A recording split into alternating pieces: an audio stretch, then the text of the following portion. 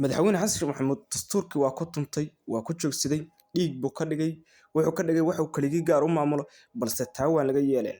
Caasimadda Muqdisho ee ummadda Soomaaliyeed maanta waxaa ka degay madaxweynaha dowladda Puntland Mudane Siciid Cabdullaahi Dene iyo sidoo kale madaxweynaha dowladda Jubbaland Axmed Maxamed Islaam Axmed Madoobe. waa laba halgamaa, laba dilaa, laba libaax, laba aar oo siyaasadda Soomaaliya cagaha u laabay oo haddana aminta dowladaha ay haystaan weli libin lagama helin. haddii cadow tahay, hadday shisheeye kusoo duulay tahay, libin kama helin. weligoodna inay leexadir libin ka qaataan mooye ayagoo libin la'aana kama tegin.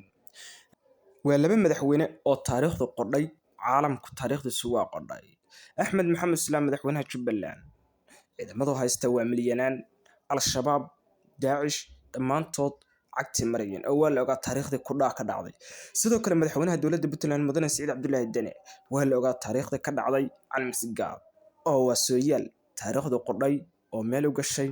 waa laba madaxweyne mayal adag, siyaasad adag, balse siyaasadooda ma ahan dan shakhsi, waa siyaasad shacab oo sidii shacabka la iskugu keeni lahaa, loo midayn lahaa, hal mid looga dhigi lahaa ku dhisan. base madaxweyne xasan sheekh maxamuud siyaasadiisu kala dil, kala geyn, isku dir, iska horkeen shacabka Soomaaliyeed ayay ku dhisan tahay. taas cagsigeed waana sida ay hadda kursigiisu dala dhacyanayo.